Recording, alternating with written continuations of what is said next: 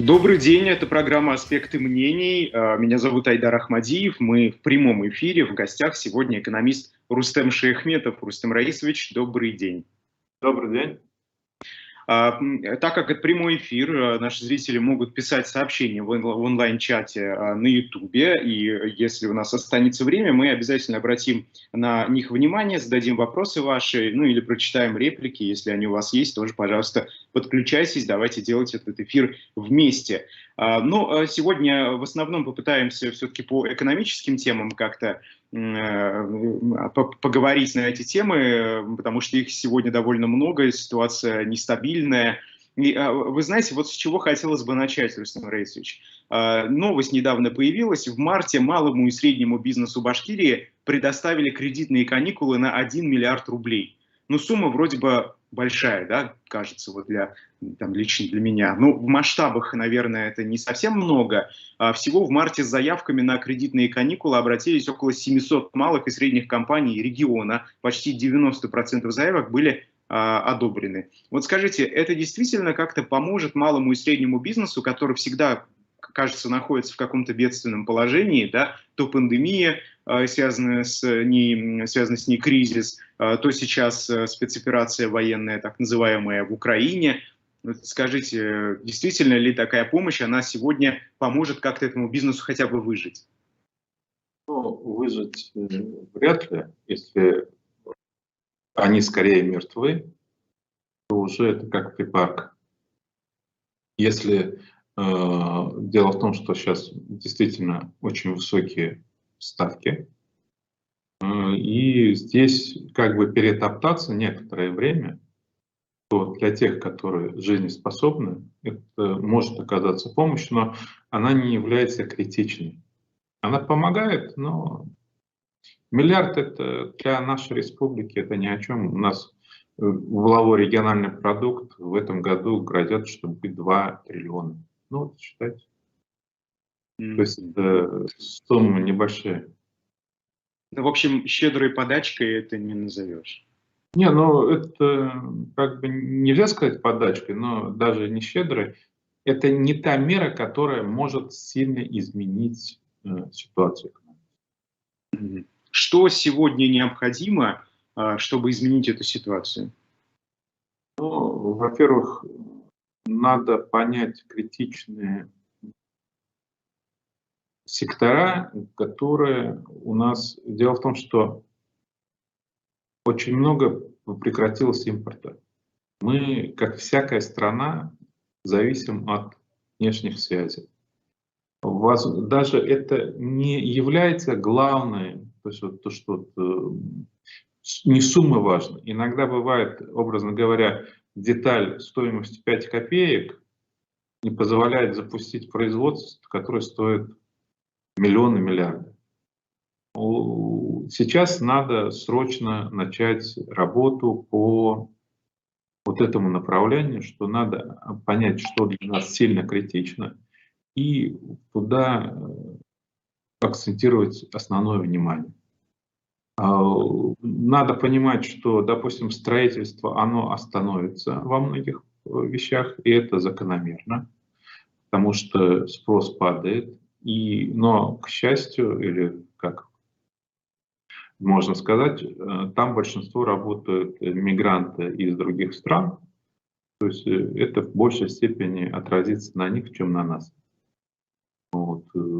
Тот ажиотаж, который был с жильем вот, первые 3 месяца, они сначала связаны были с определенно до конца февраля оживлением экономики, и действительно экономика стала, вот мы стали возвращаться в мир такой уже открытый, а после февраля там действительно уже совершенно другая динамика. Вот некоторые просто был ажиотажный спрос, потому что валюту не купишь, а у людей есть деньги, которые они хотели бы сохранить. Но сейчас вот этот ажиотаж спал, платежеспособный спрос он будет снижаться, и здесь, если правительство не будет принимать серьезные меры по оживлению спроса, то необходимость строительства больших объемов не будет необходимости. Это, наоборот, будет формировать систему экономической неустойчивости, потому что, скажем так, строители вложат деньги, построят, а их жилье никто не купит. Это тоже важный момент. Но все-таки, насколько аналитики, экономисты некоторые сообщают, правда, споры ведутся, но Центральный банк об этом даже вроде бы более-менее открыто заявляет, что готов снизить ключевую ставку. В частности, 29 апреля ожидается сегодня, да, как раз там, видимо, какое-то заседание, насколько я знаю, будет. Скажите, вот это как-то повлияет все-таки на ипотеку, возможно, позволит снова вернуться к прежним темпам? Нет, к прежним темпам мы не вернемся. У нас падение ВВП от 8 до 10% в этом году будет, это однозначно. Это признают все. То есть там, в том числе центральный Минэкономразвития. Ну, да, это уже, в принципе, к этому надо готовить. О том, что инфляция будет на уровне 20%, это тоже с этим согласно. Абсолютно большинство экспертов. Вот. С учетом того, что у нас получается, инфляционная составляющая будет высокая, а доходы населения где-то повысятся процентов на 5, то можете вот представить, что где-то нужно ожидать, что на 15% это возможно, что будет падение доходов населения. Реально. Не то, что номинально, а реально. Знаете, дело в том, что сегодня люди вроде бы не видят пустые полки в магазинах. Да. Конечно, рост цен более чем заметен, об этом говорят, наверное, все. Даже те, мне кажется, люди, которые не смотрели ранее на ценники, они что-то почувствовали, да, какое-то изменение. Но, во всяком случае, пустых полок пока нет. Прийти в магазин... Пустых полок у нас фактически по большинству товаров не будет. Это связано с тем, что, во-первых, импортные товары, они подорожали. Они подорожали по ряду причин. Не только потому, что курс доллара подпрыгнул. Сейчас он как бы возвратился, но доходы людей снизились. Более того, я имею в виду реальных доходов. Более того, удорожалась логистика. Третья проблема – поставки. То есть многие товары, особенно это касается автомобилей, вот, они просто физически их нет на рынке. И когда у нас есть дефицит, естественно, цены растут. Как бы мы там ни говорили, спрос и предложение, баланс в ту или иную сторону всегда идет. И здесь сложно что-либо сказать. Сейчас надо отстраивать фактически заново систему внешней торговли, заново систему внутренней торговли, потому что сейчас очень много поменялось. И здесь очень сложная работа как для правительства, так и для предпринимателей. Скажите, вот в целом, что мы увидим в течение нескольких месяцев ближайших? Какие изменения для обычного рядового покупателя, какие изменения для человека, который ведет предпринимательскую деятельность? Ну, давайте начнем с того, что, так как санкционное давление мощное, парадокс заключается в том, что чем больше это санкционное давление и меньше возможности тратить за рубежом, это поддерживает рубль. Для того, чтобы уронить рубль, сейчас надо, чтобы наши оппоненты сняли все санкции. Потому что, допустим, закрыли небо, значит, туда не летает самолет. Не летает самолет, значит, затрат там нет. Вот, допустим, по туризму где-то порядка 10 миллиардов люди тратили на поездки за рубеж. Из них около половины – это Евросоюз. Вот теперь где-то порядка 5 миллиардов мы не потратим. Они потратятся там в другие направления. Прежде всего, это будет не за рубеж, потому что, я скажу так, очень рискованно сейчас куда-то лететь. Вот. Но внутренний спрос, он будет расти. Значит, следует ожидать роста цен на туристические услуги. Потому что у нас инфраструктура не готова принимать всех туристов, которые готовы отдыхать у нас, то есть, которые все равно будут отдыхать. Я понимаю, Турция, она заняла очень умную позицию, она не участвует ни в чем и на это делает очень хороший бизнес. Мы вынуждены будем пользоваться этим, альтернативы серьезной нет. Вот. И вот здесь я скажу так, что многие услуги и товары, которых не будет недостаточно на рынке, когда спрос будет превышать предложение, там будет, естественно, рост цен. Скажите, вот все-таки на фоне того, что сейчас происходит и вот с туризмом, как вы говорите, можно ли ожидать, что башкортостанские санатории и другие места отдыха как-то смогут поучаствовать в этом пресловутом импортозамещении, да, и как-то заработать на этом побольше денег и так далее? Ну, такое возможно, и, скорее всего, с большой долей вероятности это будет, но, опять-таки, надо учитывать то, что мы живем все-таки в конкурентном рынке. Дело в том, что если взять те доходы, которые были в 2015 году, они были свыше 5 миллиардов, то сейчас где-то 4 миллиарда, если я не ошибаюсь, были в 2019 году, а в 2020-2021 еще ниже, то вполне возможно, что они будут восстанавливать те позиции, которые были до от кризисных явлений, которые наступили еще в 2016-2017 году. Вы знаете, вы говорили про рубль и про то, что он восстанавливается в последнее время. Действительно, мы видим официальный курс, который устанавливает Центральный банк России, это на уровне 75, да, в районе, примерно вот так колеблется. Да. Вот. И скажите, просто некоторые экономисты, например, Сергей Алексашенко, говорят, что это совершенно неверный курс, это просто что-то навязанное, искусственно установленное, а рубль вообще неконвертируемая валюта сегодня, потому что его невозможно купить в том объеме, да, нет свободных рыночных отношений. Вот можно купить без проблем. Рубль купить валюту, да. Но, во-первых, потихоньку ситуация изменяется. Вопрос, смотрите. Дело в том, что против рубля очень сильно играли импортеры. Около половины экспорта у нас шло в ЕС. Теперь основная стоимость экспорта в ЕС будет в рублях. И сейчас экспортерам, если раньше им было выгодно, чем дешевле рубль, тем у них хорошо, потому что они свои доходы все, то есть накопления держали в валюте. И им это было выгодно. А теперь получается так, что у них деньги, все равно у них есть хорошее накопление, они будут теперь в рублях. И чтобы они не обесценивались, они заинтересованы в том, чтобы рублевые накопления, они то есть курс рубля сильно не падал. Дело в том, что надо учитывать, что идет общемировая инфляция, и она очень высокая. То есть долларовая инфляция и инфляция евро, то есть в зоне. Вот. И, соответственно, все равно эти цены растут не только потому, что курс доллара. Второе, понимаете, потребность в рублях резко снизилась.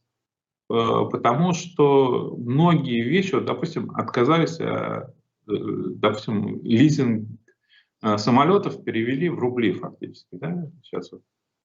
Опять-таки, за рубеж валюта сократилась поступление, сократился импорт. И, соответственно, и вот этот передел рынка нефтегазового во многом, как ни странно, играет на руку России. То есть фактически благодаря санкциям Евросоюза и Соединенных Штатов Америки Россия получает достаточно значительные суммы вот сейчас. Все равно это не будет всегда, цены будут, когда передел закончится, снизятся. Но дело в том, что будем поставлять мы свои нефтегазовые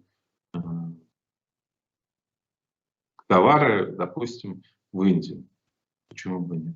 Будем строить заводы сжиженного газа, и мобильность, она сильно возрастет. Дело в том, что в Европе, почему у них еще большая проблема, они объявили зеленую революцию, да? Зеленая повестка. Они сказали, что к 50 году мы газа потребляем в 2 раза меньше, а нефти в 3, то есть на 3/4 сокращение. Что это означает? Вкладываться в инфраструктуру доставки нефти и газа продавцам этих товаров невыгодно, потому что затраты окупаются в течение 20-30 лет. Они же не окупят. И поэтому Запад попал в такую ловушку, зеленую ловушку, которая она существует. И они, как сказать, недооценивали то, что цена наших топливных ресурсов, которые они ниже были, чем азиатские рынки дают. А сейчас они вынуждены приравнивать свои закупочные цены к азиатскому рынку, и у них автоматически затраты увеличиваются. Вы знаете, вот совсем недавно, да, позавчера, насколько я знаю, это было, Болгария и Польша, Россия, «Газпром» отказался поставлять газ в эти страны, потому что они, в свою очередь, отказались платить за газ в рублях. Вот этот указ президента, да, который обязывает это делать, хотя в контрактах это изначально газпромовских не оговаривалось. Вот что это значит для России в целом? Почувствуют ли обычные люди, да, опять же, какую-то от этого какие-то последствия? Проиграет ли Россия на этом? Ну, первое, начнем с Польши. Они давно ведут эту политику. Они всегда были антиподом России и всегда на этом играли. По замещению нашего газа они уже работают лет 25, как минимум. И у них есть альтернативные поставки, они дороже, но они поставили свою такую задачу, потому что они за счет этих энергоресурсов, которые они хотят, чтобы через них шли в Прибалтику, в соседние страны, они хотят немножко доминировать. Сейчас они получают газ из Германии, а в Германии газ получают из России. Но если немцы покупают газ, образно говоря, за $100, да? Но как минимум, если они будут продавать полякам, то они будут продавать по $105, да? Наценочку они сделают свою. Соответственно, все остальное.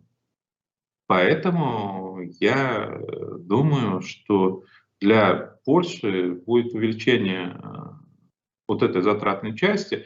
Но дело в том, что топливно-энергетический комплекс не является основополагающим фактором повышения цен в целом. То есть там есть товары, которые, допустим, это удобрения, там, металлы, там очень большая топливная составляющая.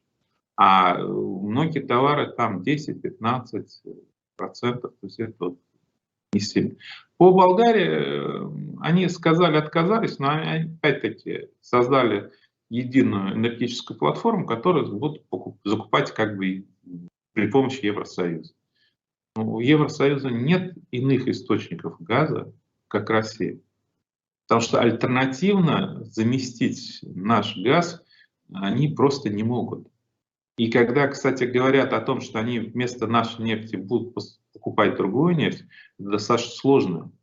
Потому что нефть, допустим, Brent, она не замещает нефть Urals, там нужны другие марки или должны быть определенная смесь, потому что все нефтеперерабатывающие заводы Восточной Европы, они заточены под нашу нефть, и им тогда нужно перестраивать свое производство. Это не $1 миллиард, это десятки, сотни миллиардов долларов.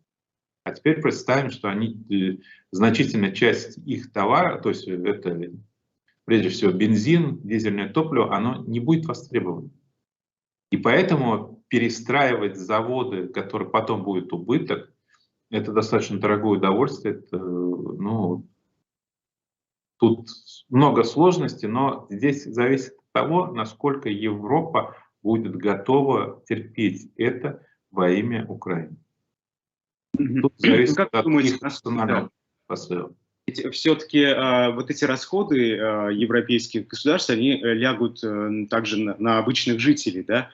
Они, да, Их эти услуги будут дороже, имеется в виду бензин там, и газ, например. Но вот все-таки насколько народ, так скажем, готов это терпеть, как вы думаете, и готов ли он платить больше, просто чтобы отказаться от каких-то партнерских отношений с Россией из-за происходящего в Украине? Вот это сложно сказать. Я просто помню, как в свое время Гитлер считал, что если он сделает блокаду Англии, они падут к его ногам. Англичане сказали «хрен вам» и стали действительно терпеть. Дело в том, что многие в Европе, вот этот эмоциональный взрыв, который произошел, и многие, кстати, компании стали уходить именно из-за общественного давления. Вот, он сходит. Во-первых, те многие беженцы, которые приехали, они агрессивно действуют, и пренебрежение к законам, которые они демонстрируют, европейцев нервирует. Второе, это же каждый беженец, это порядка 1000 евро, которые ежемесячно одного человека будут тратить. Вот там получается где-то около 4, по-моему, миллионов. Вот считайте, 4 миллиарда в месяц, это значит, умножаем грубо на 12, это где-то 50 миллиардов евро они будут тратить на содержание этих людей как минимум 2-3 года. Я не уверен, что все будут готовы. Поэтому я думаю, когда люди увидят все это, то у них запал несколько спадет. Вот. Но с другой стороны, дело в том, что Запад привык вести себя с позиции сил. И он не готов, когда с ними говорят таким же языком. Почему их нервирует Китай? Почему их нервирует Россия? Их начинает нервировать Индия. Посмотрите, вот только объявили о том, что Китайская Народная Республика хочет на Соломоновых островах создать военную базу, и сразу закричала и Австралия, и Соединенные Штаты Америки о том, что это красная линия, которую нельзя переходить. Но вопрос возникает, если это красная линия, которую нельзя переходить, какие будут ответные действия? Захват Соломоновых островов? Такое было в Гренаде. То есть здесь, поэтому говорить, что мир там демократичен и очень хорош, нельзя. Но много есть факторов, нельзя сказать, что мы видим. Правда. Но все-таки, когда авторитарная страна наподобие Китая действительно становится реальной угрозой для демократических стран с развитой экономикой, мне кажется, это... А в чем угроза? Они едут туда с танками? Вы понимаете, ну просто мне кажется в том, что авторитарные государства, в них не существует системы сдержек и противовесов работающие, и поэтому в каждой стране есть решения. Страна разрушается. Если нет сдержек и противовесов, страна разрушается. Другое дело, в какой мере и какой... Самое главное вообще для меня, не сколько, когда мы говорим демократия, это такое название непонятно. Для меня важно соблюдение прав человека. Если права человека соблюдаются, это хорошо. Но дело в том, что они не соблюдаются во многих странах, в том числе и Соединенных Штатов Америки. Допустим, Европа насаждает отмену смертной казни.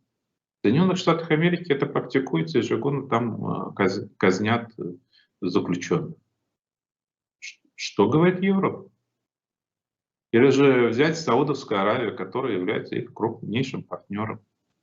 Что говорит Европа? Да ничего. Поэтому я просто скажу так. Когда в Ирак вторглась Америка, для них было это далеко и не страшно. Когда это произошло на европейском пространстве, это действительно они почувствовали войну рядом с собой. И это страшно, и для них это очень такое непозволительное. Тем более надо понимать, что Россия, кстати, и что Украина. Мы для них чужие. Мы никогда не будем для них свои. Мгм. Хорошо, ну вот то, что происходит сегодня с газом, то происходит и с нефтью, да. Скажите, все-таки как эта ситуация отразится прежде всего на нефтяных регионах, например, Татарстане или Башкортостане? Будет ли какой-то эффект именно для этих регионов более масштабный, нежели для остальных регионов, которые с нефтью... Ну, Да. определенные, надо понимать, что объемы экспорта сокращаются. Дело в том, что еще есть понятие структура продукции. Если какой-то вид продукции на складе, нельзя его продать.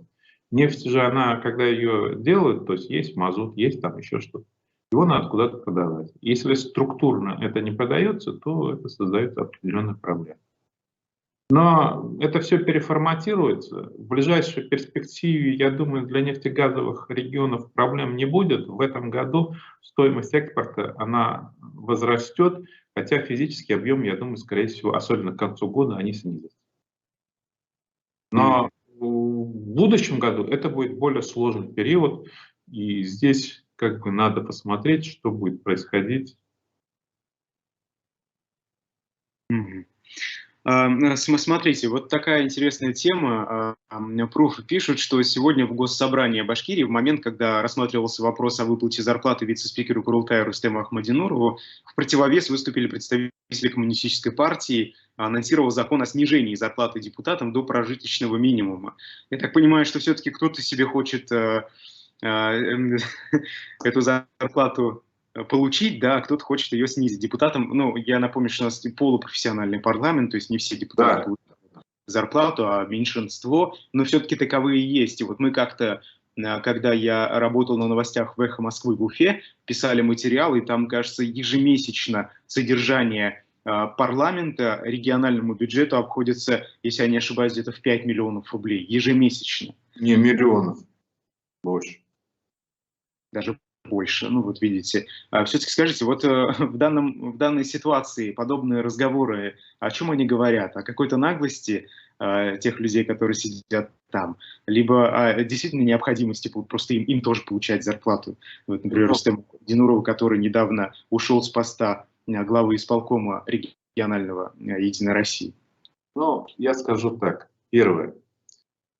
Надо исходить из того, что действительно очень высокие зарплаты. Ну, давайте так, у главы где-то 7 миллионов ежегодный доход, да? У Толкачева, если не ошибаюсь, порядка 6,5 или 6 миллионов, да? А средний доход населения, если взять, медианный, а то у нас любят среднюю зарплату, вот, то если взять, то это получается где-то 300-400 тысяч. Это очень большой разрыв. И тут, наверное, не сколько наглость, сколько смелость, когда люди сказали о том, что, может быть, надо как-то ограничивать. У нас, понимаете, еще в чем ситуация? Все депутаты, все министры по окончании своей работы, у них особые пенсии. И пенсии не те, которые мы получаем, а пенсии в 2, 3, а в некоторых должностях и 5 раз выше, чем у людей. И за то, что он был министром и не лучшим министром, да, ему за это платят повышенную пенсию, повышенную зарплату. Это не совсем правильно. Во всем мире таких разрывов между госслужащими и средней зарплатой нет. В некоторых, допустим, если взять Соединенные Штаты Америки, там где-то они равные, в некоторых странах чуть больше, чуть меньше. И здесь, я думаю, надо ставить вопрос о том, что действительно зарплата должна быть адекватной. Кстати, в Красноярском крае, если я не ошибаюсь, это в 2,5-3 раза ниже зарплаты чиновников, вот топ-менеджмент, чем у нас. Поэтому я считаю, что надо все-таки разумно подходить, чтобы зарплаты были... Я согласен, что зарплата должна быть достойной и у руководителей республики, но она должна быть в соответствии с общим положением в стране и в республике, и как-то зависеть от результатов. Ну вот смотрите, новость, да, вот параллельно буквально вышла. 22% жителей Башкирии столкнулись с задержкой зарплаты в первом квартале 2022 года. Это данные HeadHunter, рекрутинговой компании. Вот вы знаете, это все-таки 22% это очень много людей, очень Это много. очень много. Я эти цифры видел, я был несколько удивлен, потому что мы стали выходить из того положения, которое были, и тут сразу началось. Вот. Но я надеюсь, что будут приняты меры по решению этой проблемы. Есть прокуратура, есть другие органы, и потом надо смотреть, почему это происходит. Допустим, в МУЭТе, если задержка зарплаты, это понятно, они банкроты, и у них нет источников финансирования. Но надо принимать меры к тем, которые могут, но не хотят. Но все-таки есть люди, которые зарплату просто пока не получили, да, возможно, они ее получат когда-то, это, конечно, все равно плохая ситуация, но огромное количество людей, которые просто потеряли работу, потому что иностранные компании ушли из России, какой-то бизнес обанкротился, не смог работать в этих современных условиях. Скажите, вот насколько велика в целом масштабная эта проблема, много ли людей, которые потеряли работу, и стоит ли нам ждать продолжение этой волны, так скажем? Будет ли все больше и больше безработицы, все выше и выше?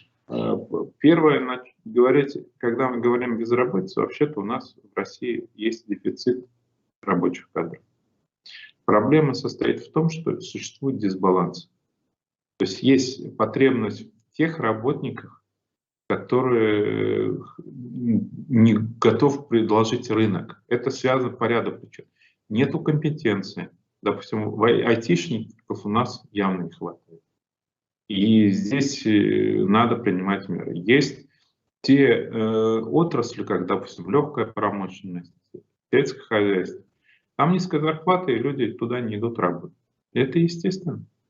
Ведь люди ищут чем дальше и лучше. Вот. И очень растет большая активность населения. Вот, допустим, за пределами республики у нас работает 166,5 тысяч человек. Если взять 2011 год, это было 113 тысяч. То есть в основном они работают на нефтегазовых месторождениях, нефтегазовых компаниях, вот порядка 100 тысяч. Вот. Но очень много работает в Челябинской области, в Оренбургской области, в Татарстане, в Свердловской области. Это прежде всего, это еще хорошо, что они работают как бы это, живя у нас. Но в конечном итоге, я думаю, те, которые ездят на работу, допустим, в Оренбургскую область, Татарстан, они потихоньку будут туда перебираться.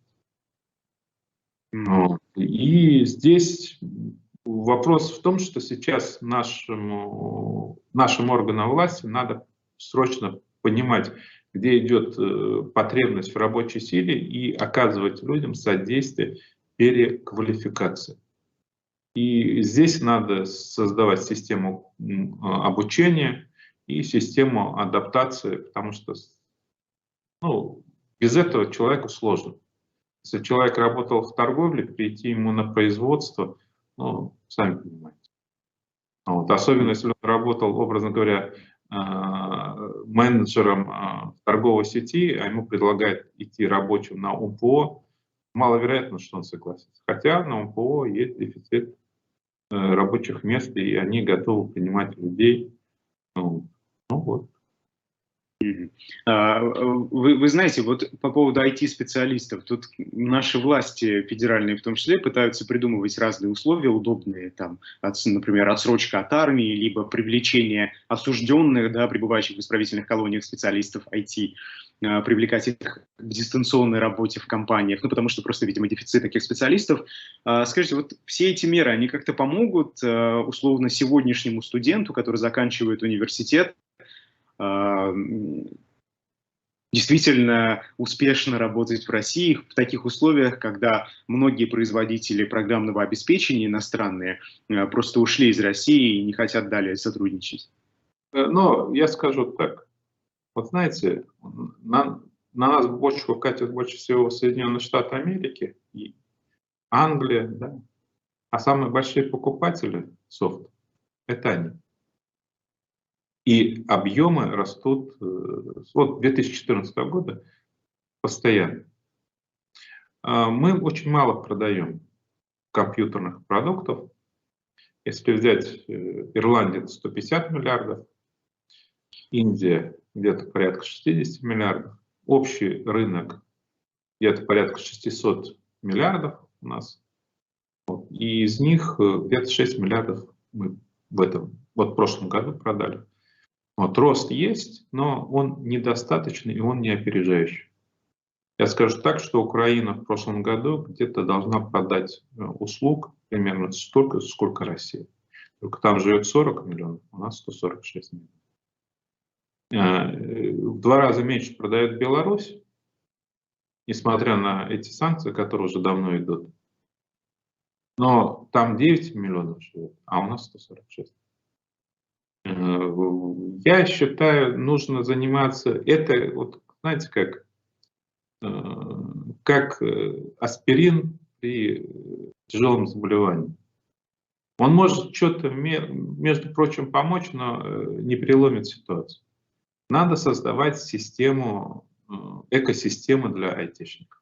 Вот, давайте, вот у нас единственный, я знаю, хороший опыт — это Иннополис, в котором вложилось 23-25 миллиардов, где-то, если я не ошибаюсь. Но они уже 28 миллиардов вложений и инвестиций там получили. Но опять же, это все-таки, вот я прерву, да, это все-таки было во времена до начала военной специальной операции. Основные резиденты там российские. Потребность, понимаете? Работают на иностранном оборудовании в том числе. А ведь иностранное оборудование... Соединенные Штаты Америки тоже работают на иностранном. Нет, ну подождите, Соединенные Штаты Америки не проводят никакую специальную военную операцию, на них санкции не наложены. А на Россию сейчас наложены, поэтому ситуация здесь совершенно иная, мне кажется. Вопрос в том, что вот это оборудование, потребность, в котором существует, оно будет поставлено в Китае. Большинство технологий Китай освоит. Тот же Huawei производит оборудование телекоммуникационное, очень конкурентоспособное. И почему против него выдвигались санкции Соединенных Штатов Америки? Не потому, что там они что-то плохо делают.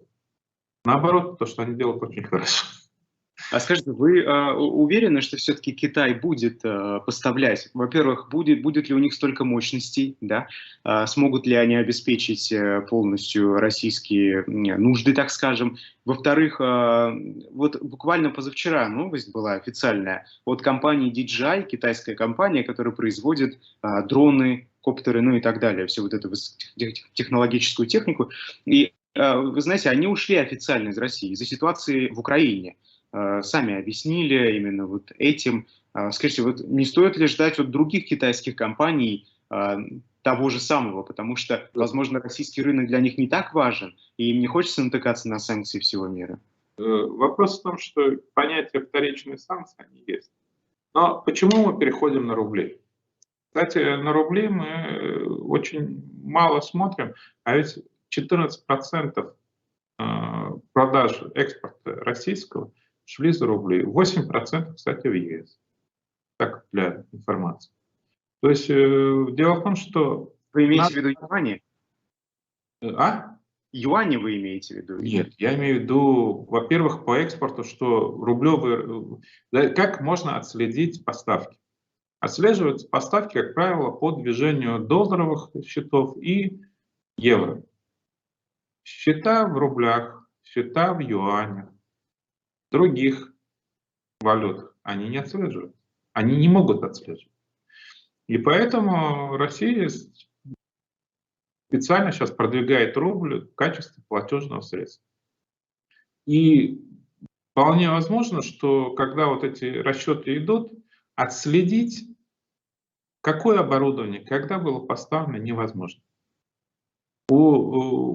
Уходя от этих расчетов, от того, что, допустим, Huawei продаст нам на 100 миллиардов рублей оборудование, а потом это конвертирует в юани, Ни Соединенные Штаты, ни Европа особенно об этом не знают. Дело в том, что вторичные санкции, они будут только тогда, когда будет доказано. Тем более по тому, как Китай защищает своих производителей, они не очень мягкие. И когда им надо, они могут показать свои зубы, они очень редко их показывают. Они ведут очень мудрую политику неконфликтов. Сейчас, вот, если посмотреть, последние 30 лет, вот они стараются уклоняться. Поэтому, с одной стороны, они не будут напарываться на конкретику, потому что, я думаю, скорее всего, производство дронов связано с поставкой комплектующих деталей, которые они покупают из Европы. Ну, я не знаю, я не специалист по дронам. И поэтому они не хотят, чтобы это было видно. Но вполне возможно, что какая-то иная компания по другим брендам будет это делать, и фактически это будет компания, это же китайская компания. Все сложнее. Хорошо, но у нас очень часто отвечают на подобные вопросы. Ну, у нас же есть Китай. Вот Китай поставит, Нет, у Китай нас сделает. есть Китай. Вот я хотел бы сказать, есть Китай, есть Россия. У Китая свои интересы. Они ради нас не будут идти в штыковую атаку. И Индия не будет идти за нас в штыковую атаку. Но если им это выгодно, они будут это делать. Им сейчас выгоден конфликт между Россией и Западом, потому что сейчас все силы мобилизованы против России. И Китай потихоньку продвигает свою мощь, в том числе в других регионах, в Африке, в Латинской Америке. А у Соединенных Штатов нет возможности воевать сразу на 10 фронтах. То же самое Евросоюз. Они используют эту ситуацию, и поэтому они будут нас поддерживать, потому что им это выгодно. Второе. Ослабляя Запад, Россия, она усиливает позиции и Китая, и Индии, Бразилии, Аргентины, потому что они уже по-другому с ними беседуют. Они уже не могут диктовать волю, потому что, чтобы наказать кого-то, они должны где-то ослабить. Даже ту же Венесуэлу побежали американские чиновники налаживать отношения, чтобы заместить российскую. И все понимают. И, кстати, ОПЕК+, посмотрите, ведь никто не увеличил поставки нефти и газа. Вы знаете, вот хотелось бы поговорить про волну миграции, раз уж мы говорили о специалистах, которые завтра выйдут на рынок, закончат университеты российские. Вот скажите, вот все-таки стоит ли ждать, что все больше и больше людей, в основном молодых, да, профессионалов с высшим образованием, будет уезжать за границу, потому что в России в целом они не видят какого-то потенциала развития своего. Просто я общаюсь со своими ровесниками, и многие именно так и считают, именно университетская молодежь, которая не хочет оставаться здесь. Те, у которых будут хорошие стартовые позиции после окончания, они многие будут рассматривать отъезд за рубеж. Кстати, многие едут сейчас и в Китай. Скажите, хорошо это для них или нет в целом? Вот вы как для них, если они находят хорошую работу, самореализацию, для них хорошо. Для России плохо. Вот Россия должна создавать такие же условия. Многие почему едут в Европу или в Канаду? Потому что там более свободно, чем у нас. И поэтому они туда едут. Почему очень много украинцев уезжает в Европу? И, кстати, многие вот эти мигранты, они не вернутся не потому, что они не любят Украину, а потому что в Европе не только лучше жить материально, просто больше защищены права свои. Они будут понимать, что они все равно не свои, чужие, но тем не менее они будут жить там, многие, потому что там лучше, чем у себя. Так что здесь очень много факторов. Если говорить сами боевые действия, я считаю, это не лучшее действие, что мы туда влезли, конечно. Но сейчас, если мы проиграем, для нас последствия будут более ужасны, чем победим. Потому что ситуация состоит в том, что те компенсации, которые нас будут заставлять выплачивать, как, допустим, в Германии после Второй мировой, мы можем вернуться в 90-е годы. Поэтому 90-е, ну, не так далеко. Разве не куда-то туда, еще дальше, чем 90-е? Нет, так далеко не получится. У нас есть, то есть, резервы, вот, то есть у нас есть запасы, то есть у нас структурировано хорошо, есть спрос, предложение, то есть у нас рыночные отношения выстроены. Другое дело, для нас будет тяжело, потому что нас будут забирать все, что можно. Вот. Поэтому сейчас мы в той ситуации, которую нам нельзя проигрывать. И здесь вот, как бы нам не хотелось, но в противном случае мы все почувствуем, мы вот в том самом корабле, который идет, вот, и если он потонет, мы будем тонуть вместе с этим кораблем, даже если мы не согласны с Мгм. Хорошо. Радь Хабиров на недавней встрече с главными редакторами региональных СМИ сказал, что обсуждается возможность продажи 47% акций башкирской содовой компании, которая находится в собственности Росимущества, ну и переданы в доверительное управление республиканским властям после тех событий на Куштау. Вот скажите, все-таки, что это значит? Что это значит в первую очередь для жителей Башкирии, для Шихана Куштау? Есть ли какая-то вероятность, что снова этот конфликт возникнет там же, где он и совсем недавно закончился, казалось бы? Но я сомневаюсь, что по Куштау будет что-то возобновляться, потому что людей это сильно задело, и это переход в это конфликтное поле невыгодно никому.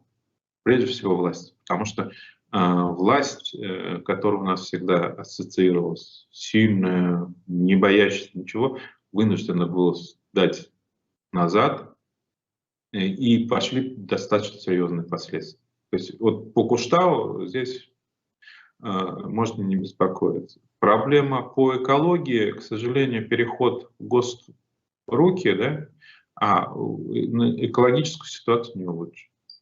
Экологическая повестка, она осталась та же. Как они свои белые моря сохраняют и сливают воду белую, так и собираются делать. Так они же говорили совсем недавно, много об этом говорили, что пытаются избавиться от этих белых морей и сделают это в ближайшее время. Верить этому не стоит? Вот я посмотрел в свое время, так как я с Куштау был связан, я посмотрел динамику. Знаете, они говорят еще с 2005 года. Да? Сколько прошло? Сколько уменьшилось?